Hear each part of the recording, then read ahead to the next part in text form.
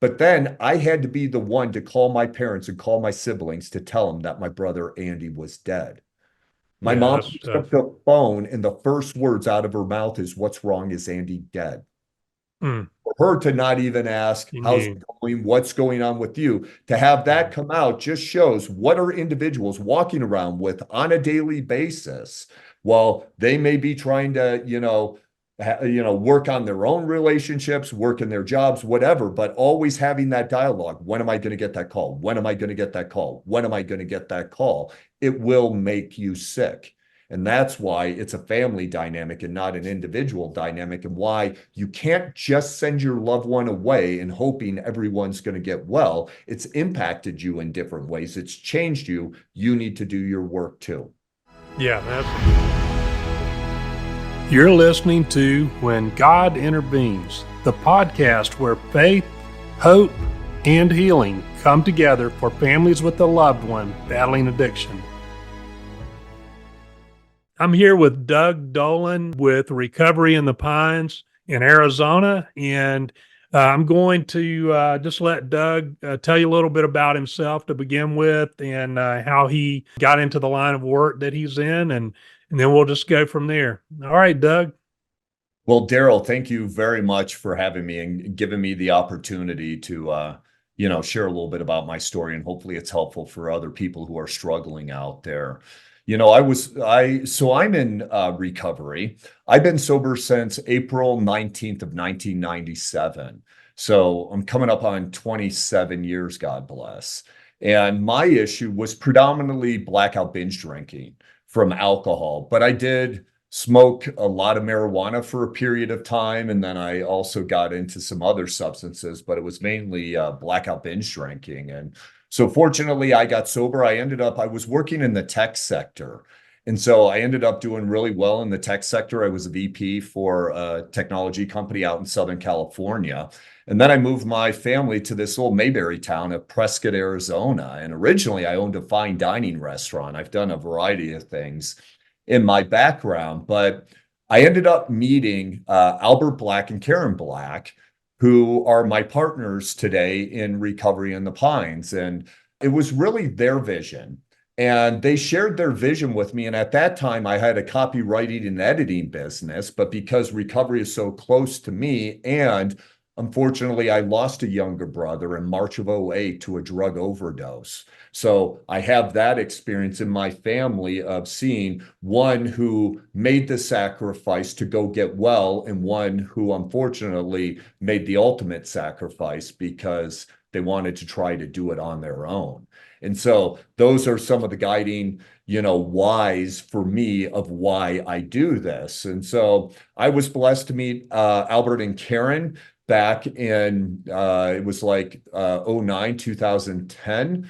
And Albert and Karen shared their vision as far as what they were thinking about as far as launching the program, Recovery in the Pines. And so I said, like, hey, I would love to be a part of that.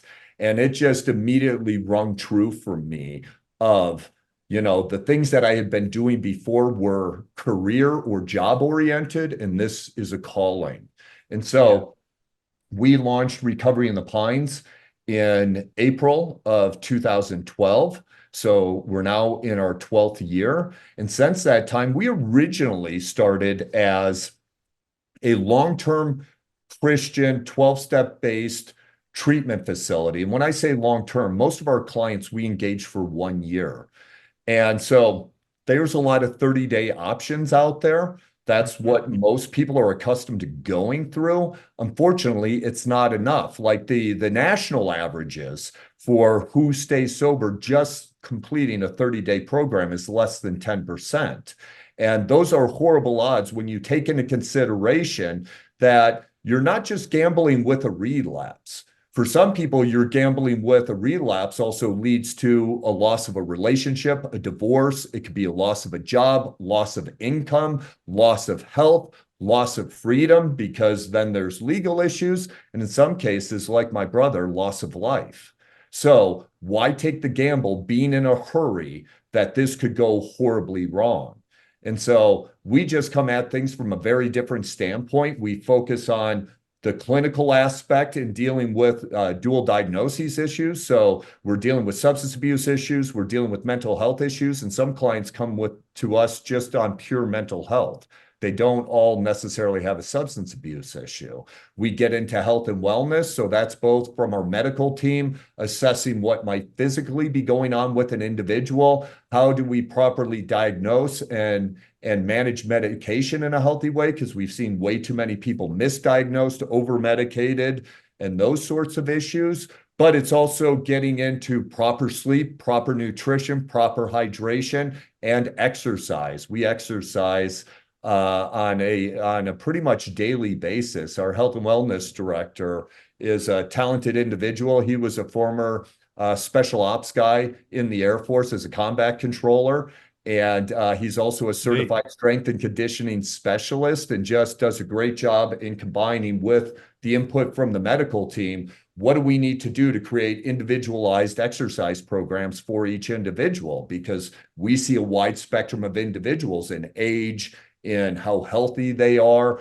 We've had anywhere from 18-year-olds to people up in their 70s. We've had world-class athletes to other people who are coming to us after car accidents and things of that nature. So we see all these things. But as we know, it's healthy for somebody to get up and move, but in healthy ways, so you can continue to make progress. That's good for their mental health. It's good for their physical health, right? And so that's important to us. And then we are a Christian-based program, but you do not need to be Christian to come to our program. And we don't beat people up with the Bible or shove it down their throat, but let's open up this book. Let's have a discussion of what's in here. Is there wise, helpful information for you? And then the last aspect, which is a huge component for us, is life skills. Just getting somebody to stop doing what they were doing before doesn't mean they know how to live. And so we've got to work through all those issues, and we have an extensive curriculum around life skills, which could be very practical things, or they could be more things around like, how do I deal with overwhelm? How do I deal with anger? How do I deal with fear? What are some of these self-sabotaging thinking habits that I have, and how do I need to work through these? And these are not just lessons for people in recovery. These are lessons for life of things as we as human beings struggle with.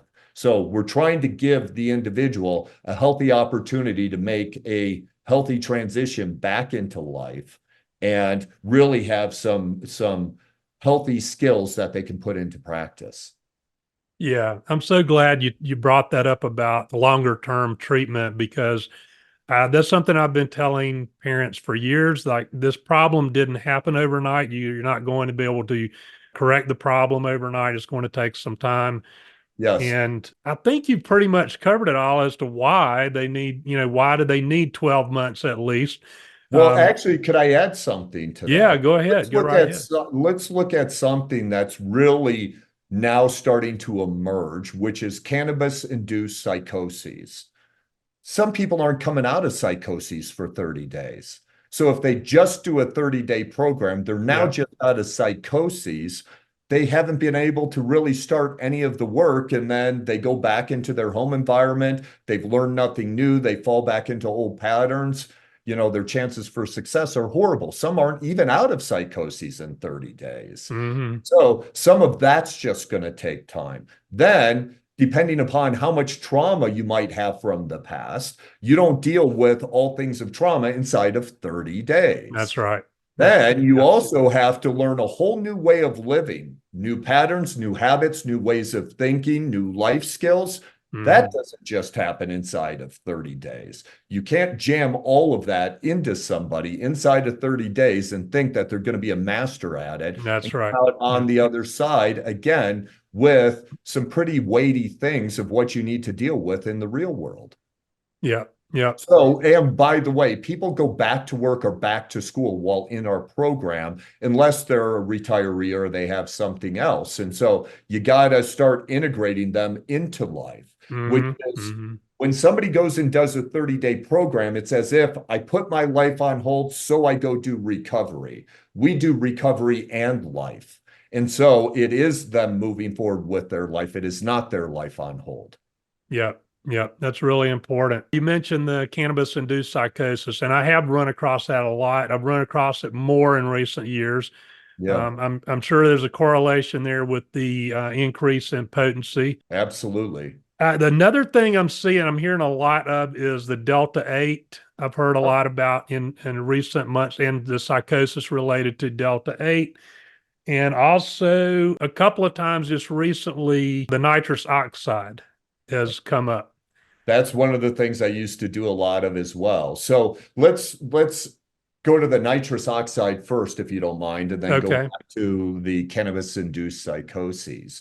So one of the things about nitrous oxide, I did a lot of nitrous oxide for a period of time. And one of the reasons, by the way, I sit on a number of committees. One of the committees I sit on here in Yavapai County is I sit on a committee to review all the overdose fatalities for Yavapai County. And so we look at the toxicology reports. We do interviews with family or whoever is, supportive for that individual to see, did they have, trauma from childhood? Did they have other mental health diagnoses? Did they have access to treatment? Were they successful in it? Did they avoid it? Were there other legal issues? Like, we're looking at a number of factors. We're not just looking at what the medical examiner provides as far as, let's say, a toxicology report. We're looking at the whole individual, and some of the deaths that we've reviewed are just purely based upon huffing, which is really what nitrous oxide is. You're just huffing this gas for a quick, immediate high.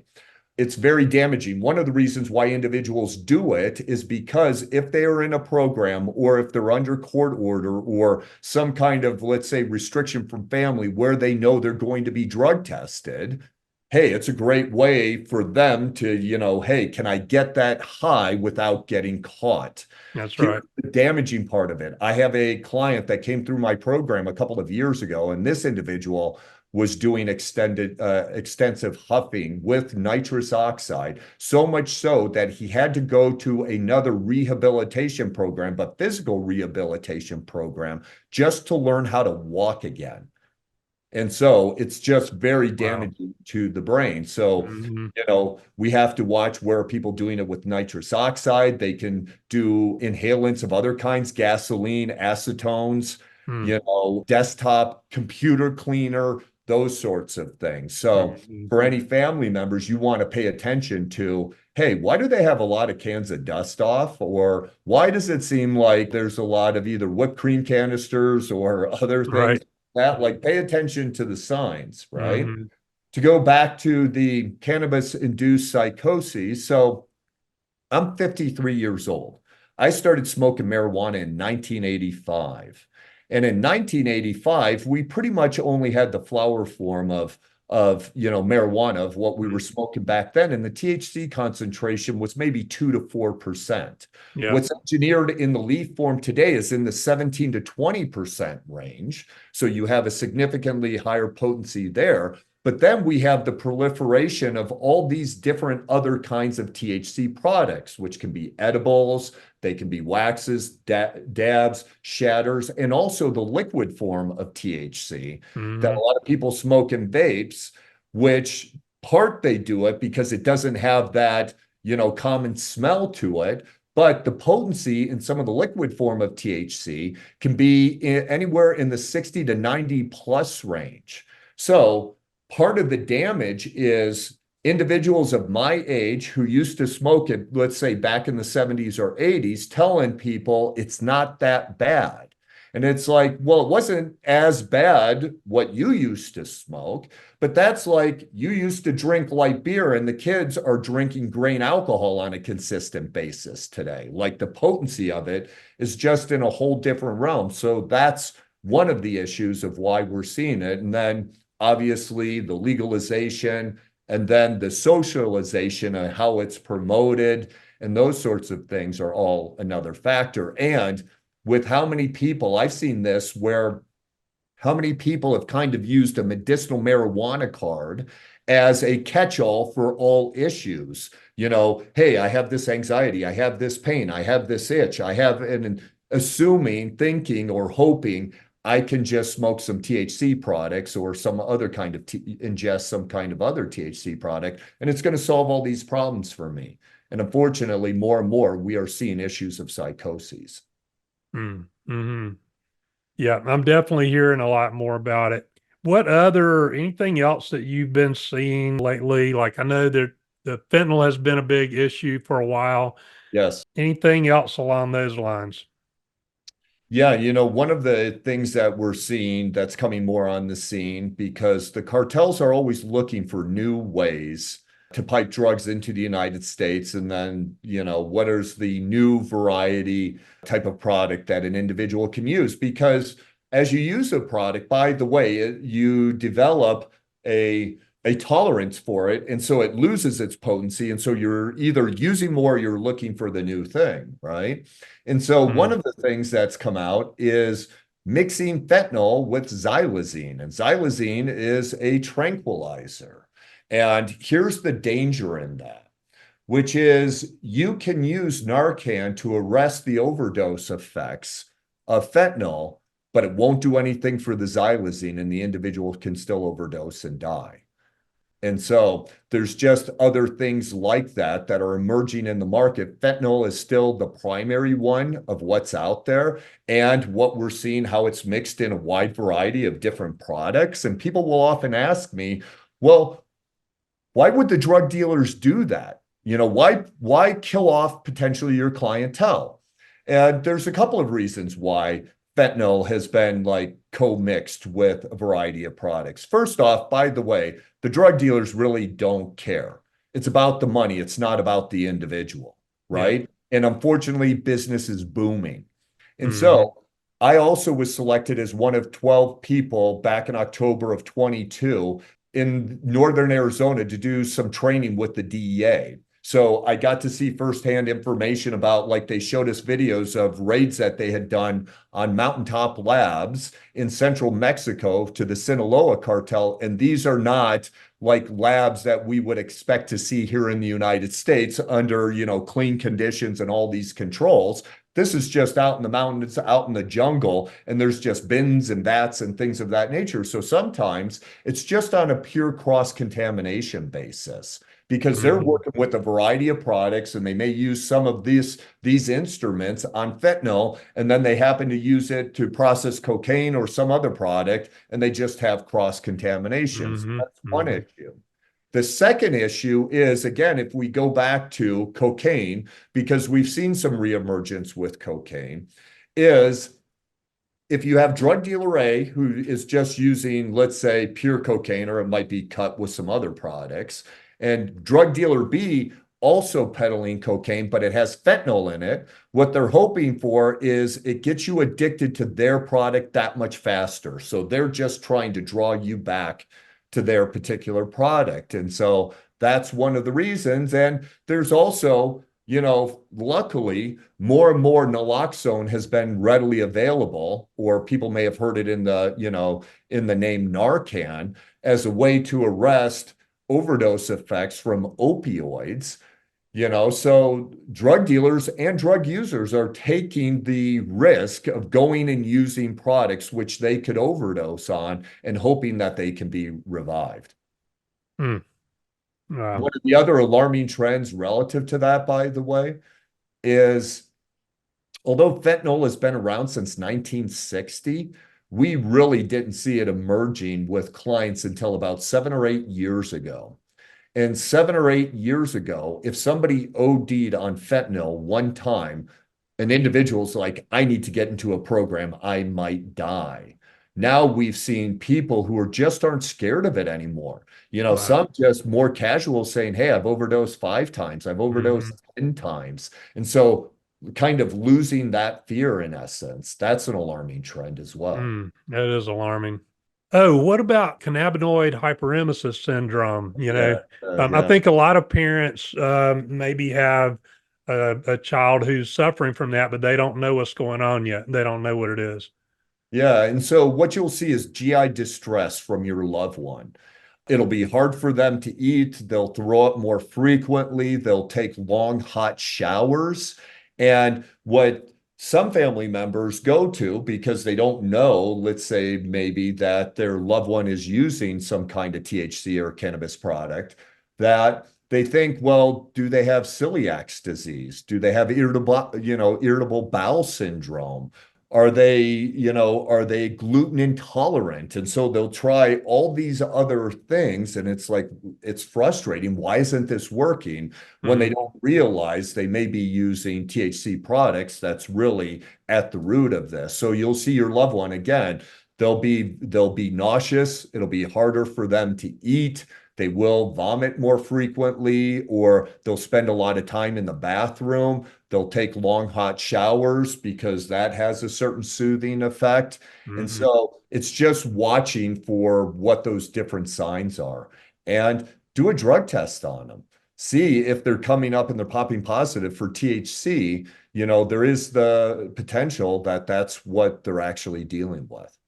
What kind of advice would you have for parents around setting boundaries? Let's just say they have a son or daughter who is they've just realized Yep. that they have a problem Hmm. around drugs or alcohol or both, Yes. and they're kind of in panic mode right now. Sure. What would you tell them? Well, I think, one is to take a look at there can be a fine line for people between being empathetic and being enabling.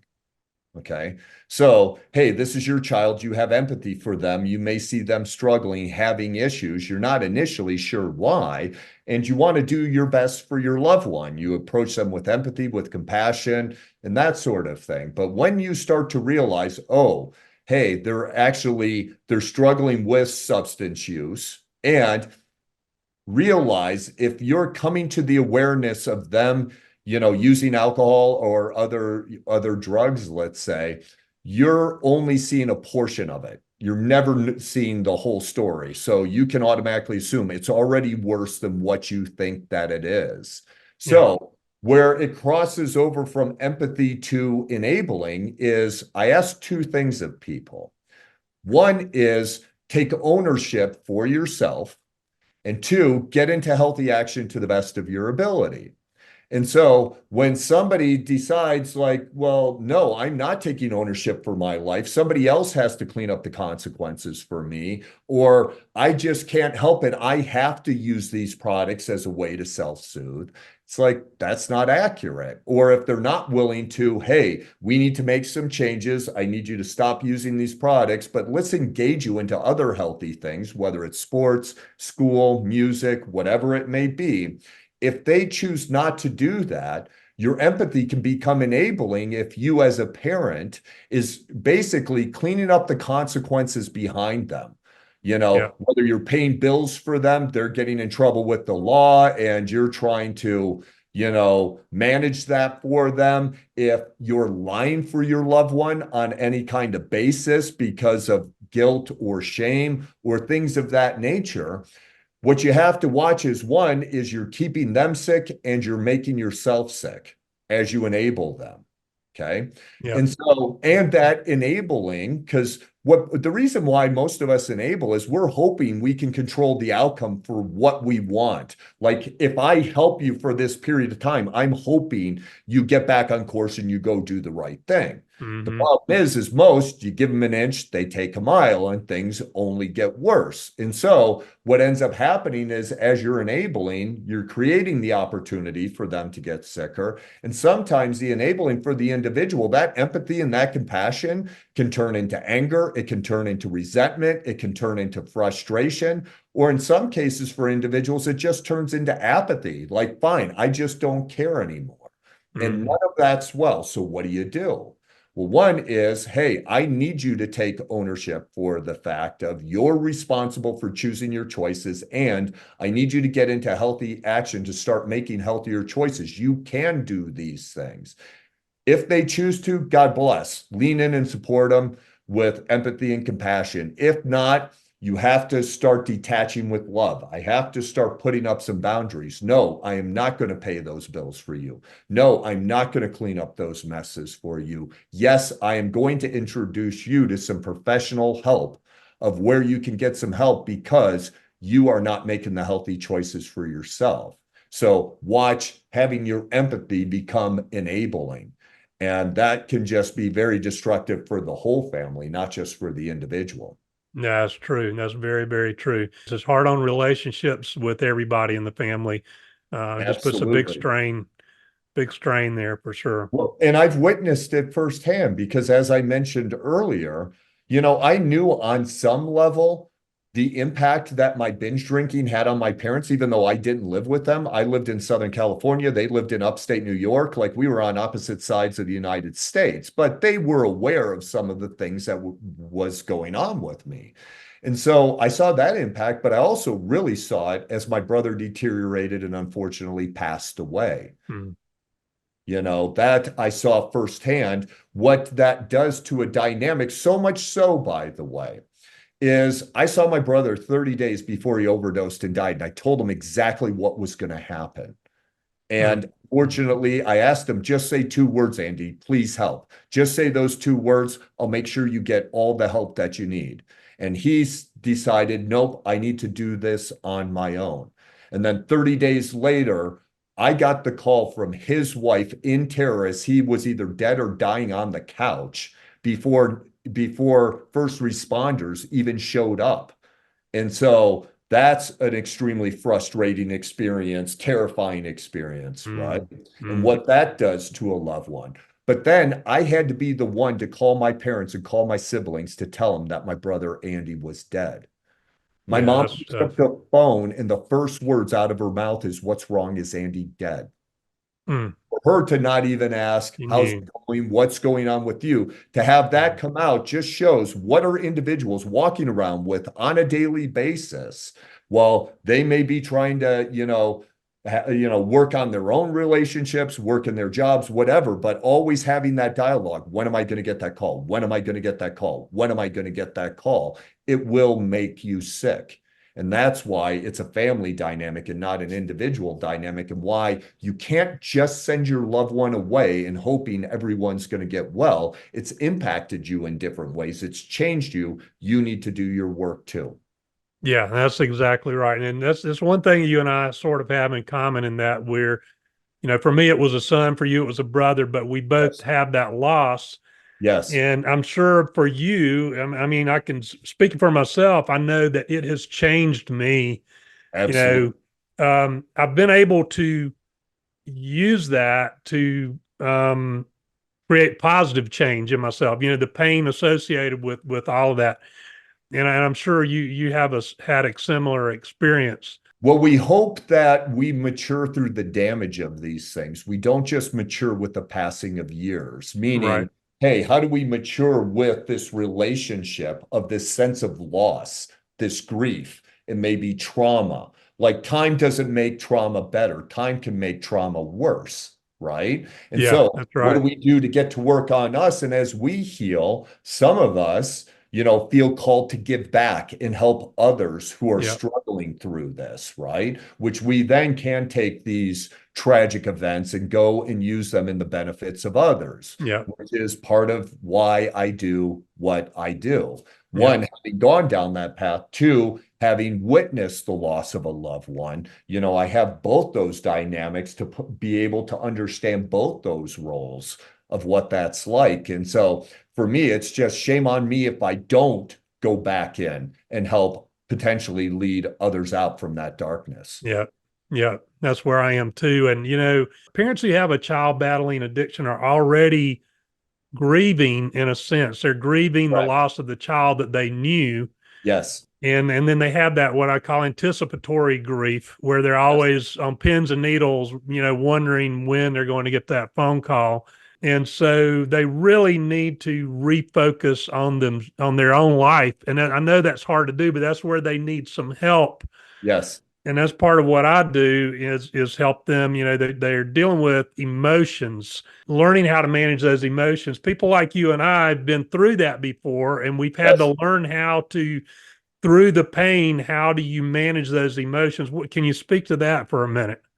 Yeah, as you were talking about that, I pictured, did you ever see the movie A Perfect Storm? with George Clooney, Mark Yes. Wahlberg, the true Yes. story of the Gloucester fishermen who Yeah. go out, far to try to catch this load, but they get caught in this storm, right? Great movie. Yeah. Yep. And so part of it is like being caught in that storm and feeling like, hey, should we still plot forward or do we need to turn back? Right. And That's there's a great. scene where the sky parts. You get that hope. I see the sun coming in without necessarily realizing, oh, you're just in the center of the storm right now. Right. So you can be hopeless, but then you see sometimes your loved one does some things right and you get that hope and you hope they can become who you know that they could become, but you could still be right in the middle of the storm. And so it's having guidance from somebody who has been through those storms to help you navigate those rough seas and say, here's what you need to do that is healthiest for you. Because also picture it's almost like having your loved one drowning and now you want to rescue them. Well, often if somebody is in a moment of crisis and they're in a frantic mode, often what's the worst thing you can do to try to help that drowning person is swim up on them and grab a hold of them because you're trying to rescue them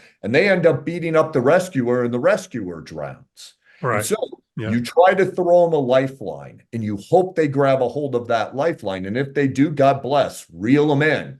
But some say, no, I don't want that lifeline. I want it to look different. You need to give me this. And they start to try to negotiate with you. Don't negotiate with the unwell because it will only terrorize you. Yeah. Have to set a course of action of where I need help. I don't know how to navigate these rough seas. I need the rescue swimmers in my life who have been trained, who have been through this before, that can help me navigate this. And hopefully we have the opportunity for my loved one to get well, but it is a choice in essence for them.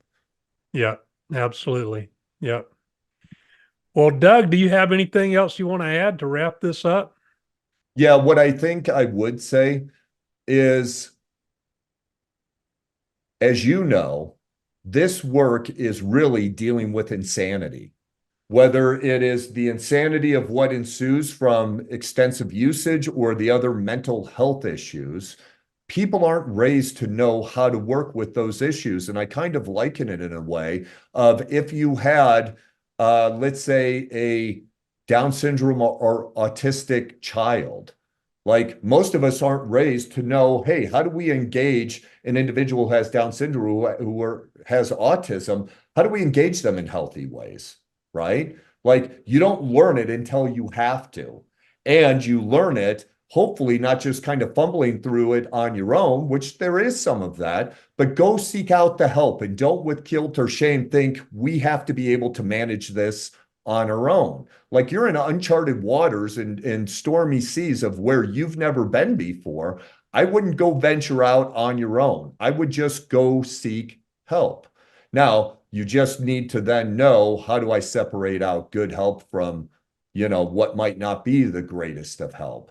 And just be prepared that if it doesn't include some kind of a holistic approach, looking at your loved one mentally, emotionally, physically, spiritually, socially, if it doesn't include transitioning them not only from stopping and arresting what was going on, but teach them a new way of living, if it doesn't include a more long-term engagement, you're at high risk that you're going to get a little ray of sunshine, a little hope, and things are going to turn out bad. Yeah. Yeah. Great advice, Doug. Thanks for being here with me today. Thank you for the And opportunity. yeah, looking forward to seeing you again soon. I'll have to come out and pay you a visit out in Arizona. Sounds great, Daryl. Thank you. Thank you. Thank you for tuning in to When God Intervenes. If you found today's episode helpful, please subscribe and leave a review. Your feedback helps us reach more families in need of hope and healing. For more resources and support, visit our website at thefamilyrecoverycoach.com. Until next time, stay strong and keep the faith.